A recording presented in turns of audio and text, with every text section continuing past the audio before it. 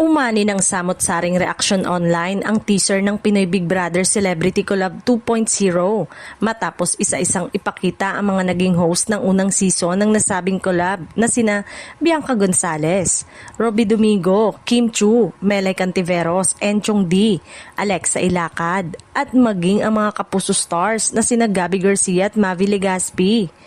Ngunit higit na umingay ang komento ng mga netizen ang sabihin sa dulo ng teaser na may isang host na magbabalik sa edisyong ito. Nakauna-una ang kolaborasyon ng ABS-CBN at GMA Network pagdating sa reality show production.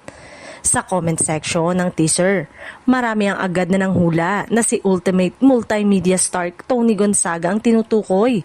Lalo't siya ang matagal na naging mukha ng PBB simula pa noong unang season nito noong 2005. Matatanda ang nagbitiw bilang main host si Tony noong February 2022 matapos siyang mabatikos at makancel ng mga netizen.